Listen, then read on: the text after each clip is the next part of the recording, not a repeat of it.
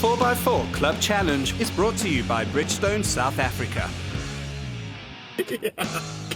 Welcome to round 5 of the 2013 Bridgestone 4x4 Club Challenge, where near-standard 4x4s duke it out for top honours.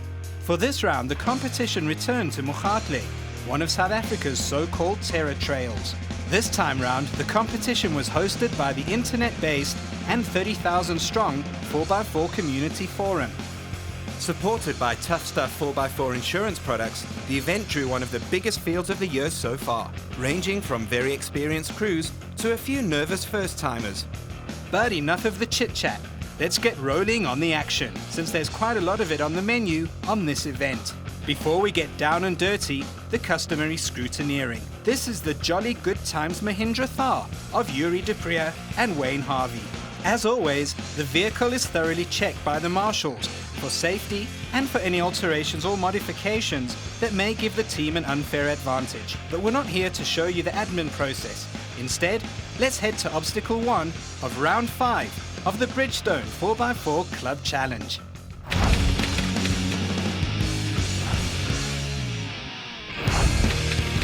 Opening the action account are Dean and Jackie van der Walt in their very standard Jeep Cherokee. Obstacle 1 is an axle twisting and narrow affair, and a good way to start a tough day behind the steering wheel. After discussing some options here, Dean takes to the obstacle, while Jackie shows him the way. It all goes rather splendidly until the last gate. Without diff locks, the Jeep momentarily grinds to a halt, the left front wheel in the air. Eventually, he manages to find some grip, and the Cherokee makes it up, taking out a pole along the way. Here is Car 3. Well, it's a crew member from Car 3, but she's on foot. Oh wait, here's Car 3 now, officially piloted by Chris and Desmond Stain. The lovely lady explains. We went past obstacle number 2, and those people didn't want to tell us where obstacle number 1 was. Nice plan, lads. Sending the lovely colour-coded lady by foot to find the obstacles. Well, anyway, Mr. Stain explains. Well, we didn't follow the signs correctly. We had too many GPSs in the car. Okay, so here's hoping the actual obstacle driving is better than their navigation. Chris is as focused as a politician on his or her entertainment allowance, Stop. while Desmond provides some direction from outside. At that last gate, Chris bags some big airtime, and oh crikey, he takes out a pole on the way up. This may turn out to be a long day for the 4x4 community teams.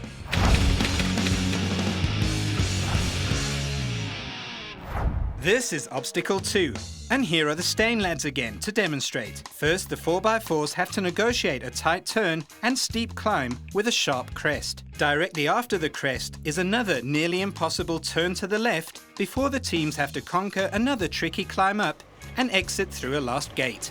Easy, yes? No siree, easy it ain't. This is Peter Smuts driving a Jeep Grand Cherokee with a big V8 engine. And that's a good thing on these tracks. With his wife Audrey watching from the sidelines, Peter clears that V8's throat and he successfully scales the first climb. But then kills one pole dead. On the last climb, the Cherokee momentarily stops, but the quadra-drive system gets it through.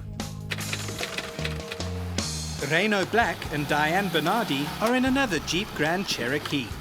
With Diane giving directions from outside, Reino tackles the obstacle with all due speed. Oh no, indeed. Reino certainly gets through the obstacle, but he takes out 2 poles in the process. Mike McKinley and Samantha Rodriguez are in a Jeep Wrangler Rubicon, and the fleet-footed Samantha also acts as spotter for Mike. More over. But the Jeep also takes out that pole, and Samantha gets all excited about the last turn. Babe, I can't turn too early.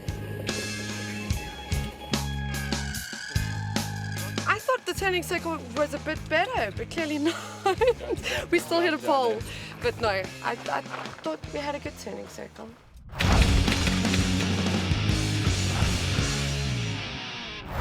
Marius Dreyer and Cecilia Muller decide to fit a rooftop tent to their Land Rover Discovery 3, just in case they find a cool place to camp along the route. Anyway, so there goes Marius. It's a long obstacle, looping round an outcrop of bush, with some peculiar angles to contend with, especially with a rooftop tent fitted. With Cecilia showing him the way, Marius does a splendid job of showing off his Disco's traction control system as the left front wheel becomes very airborne. Marius successfully conquers the steep descent and exits the last gate with maximum points. Splendid job. We're back, and after Marius Dreyer conquered Obstacle 3 so easily, let's move along to Obstacle 4. And here's another Land Rover. It's a Defender, and it's piloted by Ben van Dijk and Craig Roscher. First, the crew has to negotiate a tight turn down a big step, but unfortunately, a Defender and an oil tanker share the same turning circle, so Ben has to reverse to try and make that turn.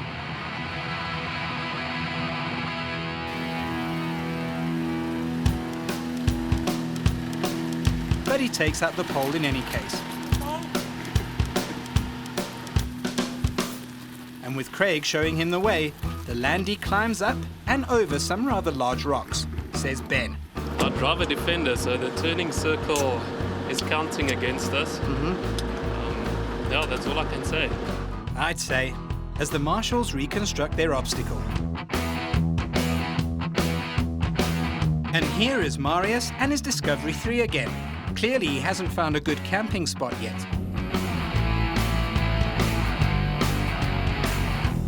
With Cecilia showing him the lines, Marius dispatches the first part of the obstacle with relative ease.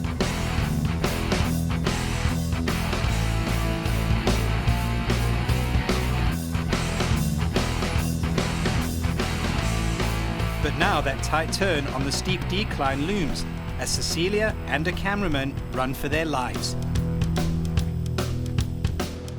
But at the next gate, oh no, the heavy Landy slides down the slope and connects with a pole.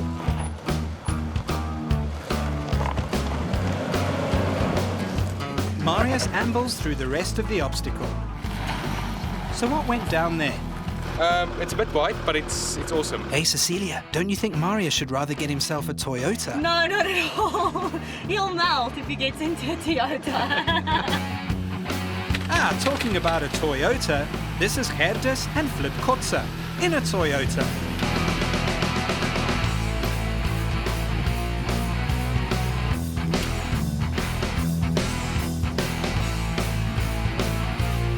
With Herdus, a picture of concentration, the Hilux most successfully dispatches the first part of the obstacle.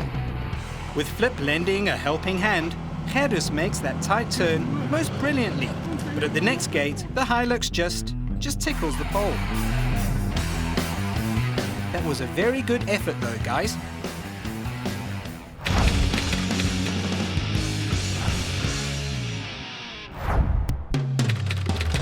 This is Obstacle 5, and it's a mean, tough old climb up a slippery slope with a tricky summit that can easily catch out the unwary.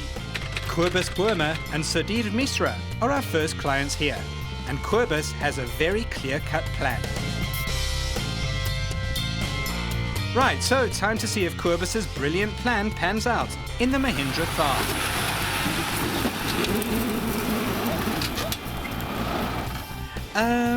No. The Thar just doesn't make it up. So what to do next?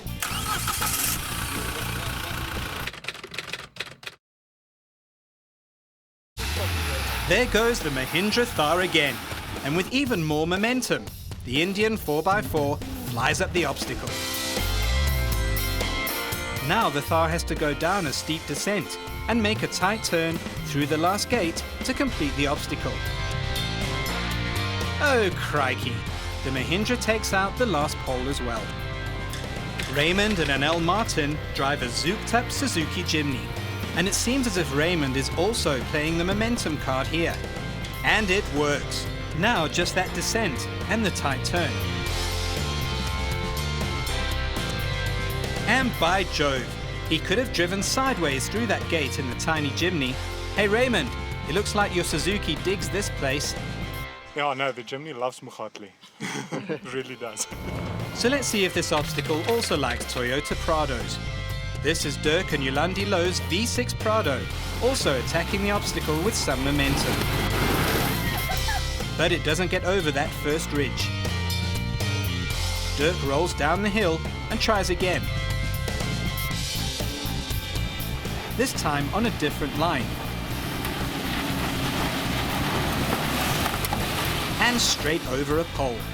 At least he made it up.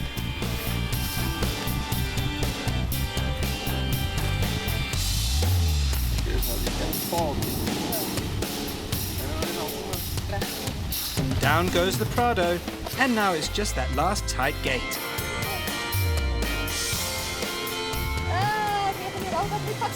Dirk stops, and it looks as if he's going to reverse. But no, he commences to flatten that pole very, well, flat.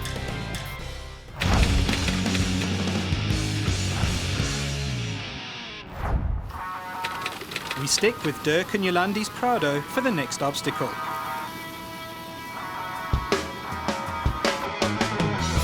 It's a steep, rutted climb, which the Prado easily dispatches.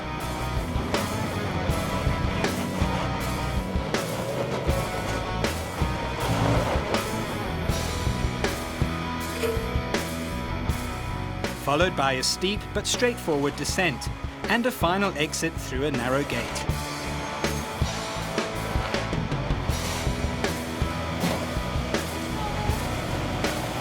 This was one of the easier obstacles on the track, so let's move right along to something that wasn't quite as easy. Well, not for everyone at least.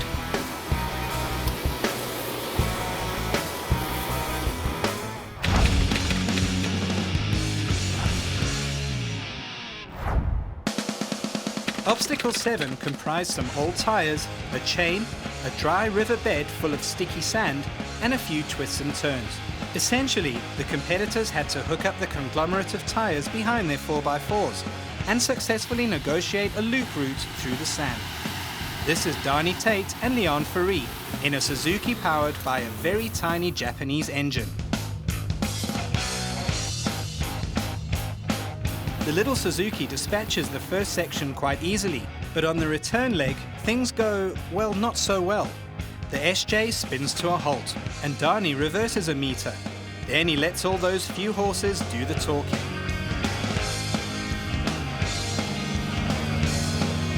And slowly, oh so slowly, so very slowly, the Suzuki spins its way to the finishing line. Not bad for a 4x4 powered by air.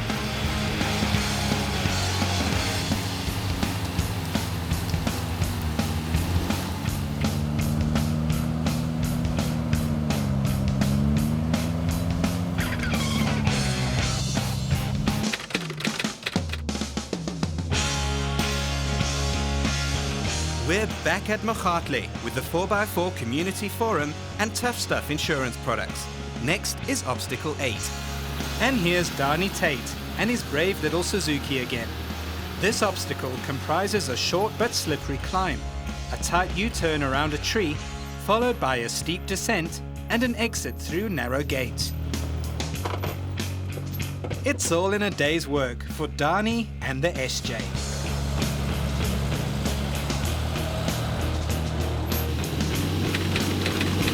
Next are Johan and Marika Reichel in a Toyota Fortuner. Johan completes the climb easily enough, but that tight turn at the top proves too tight for the Fortuner, and he has to stop and reverse. Niks is soveel stoppen met die waarschuwing nie. Nou gaan jy sien dat van punte tel teen my omdat ek nie gebraai kry nie.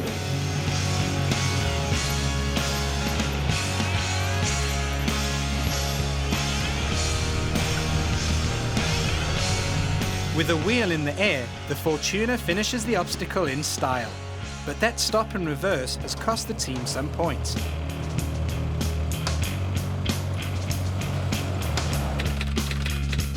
Next is the Jeep Wrangler Rubicon of Johan Swift and Dieter Skarp. The Jeep skips up the ascent, and now it has to make the turn.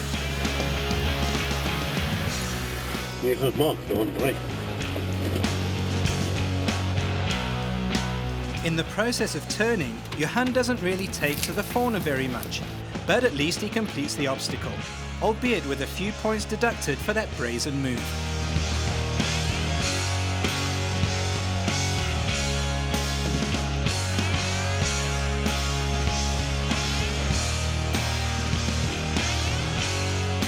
Richard Marcus and AJ Deploy are next in line with their Mitsubishi Triton.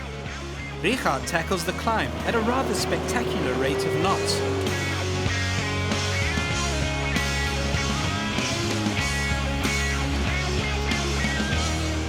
But the Triton also can't make that turn. After a stop and reverse, the Bucky completes the descent without incurring any additional penalties.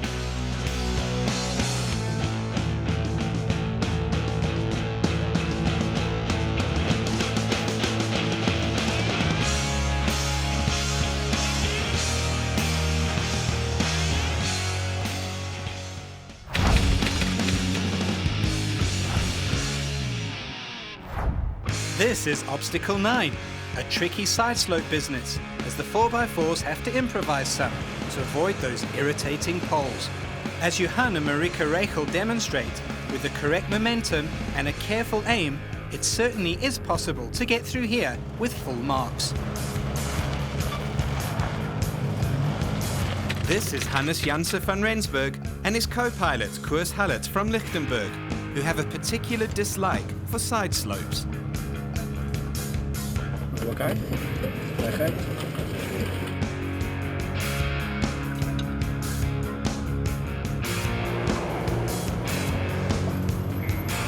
Landy goes through, and by Jove, he gets through on all fours. Well done.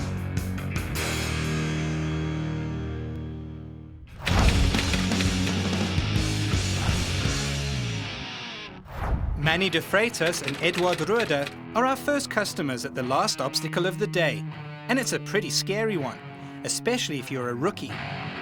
It starts with a steep climb over some ruts, and you have to get your line right here. Otherwise you end up like the Fortuna, and you have to reverse and take another run at the incline.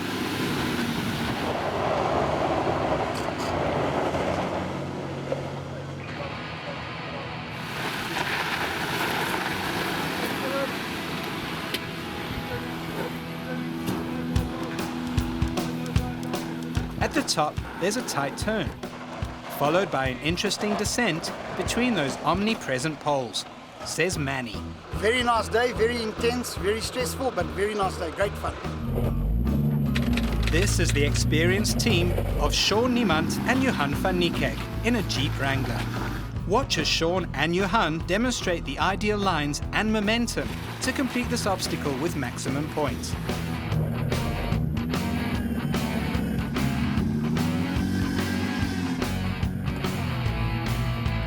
Yep, that's how to do it.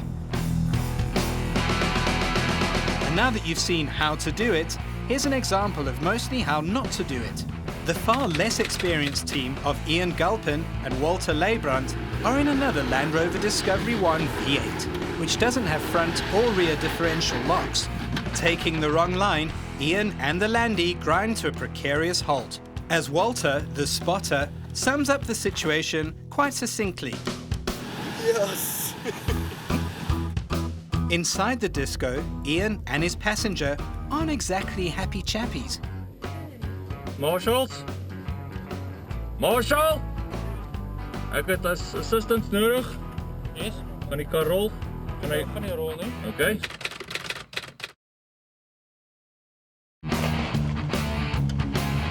After a lengthy discussion on all the options, the Landy reverses down the slope. Now with the marshal showing Ian the correct line, he should make it up. But oh dear, he does not.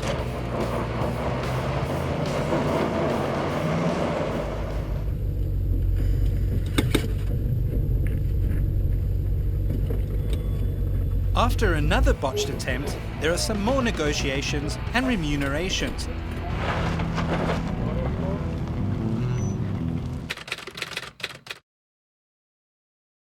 But the Landy doesn't seem to like this obstacle one little bit.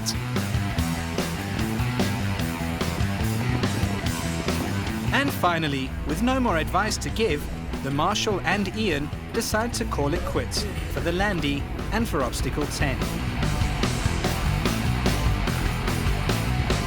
Now all that remains is to get back to the Moegatle base for the prize giving. But this is easier said than done, as some of the competitors and officials find out.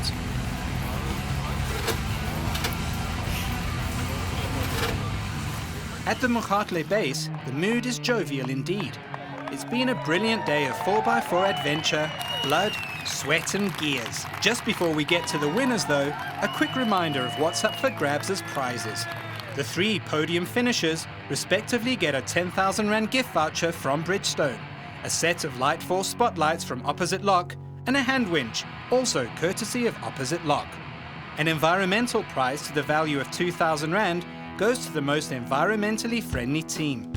The overall winner of the challenge will drive off with a Conqueror off-road trailer to the value of 50,000 Rand, while the runners-up will receive a fully adjustable Tough Dog suspension worth 20,000 Rand from Opposite Lock. The 4x4 Community Forum and Tuffstuff Insurance Product winners are, in 3rd place, Yuri Dupriya and Wayne Harvey in the Mahindra Thar, and in 2nd place, the amazing little Suzuki of Dani Tate and Leon Farid, who again proved that size definitely counts. And the winners of this round are Corne van der Merwe and Freddie Siebert driving a Jeep. Corne and Freddie bagged a 10,000 Rand tyre voucher from Bridgestone for their trouble.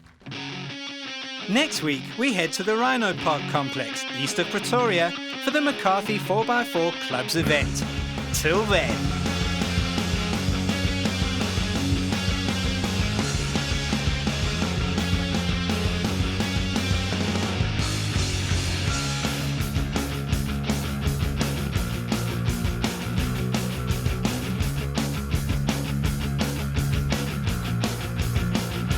The 4x4 Club Challenge was brought to you by Bridgestone.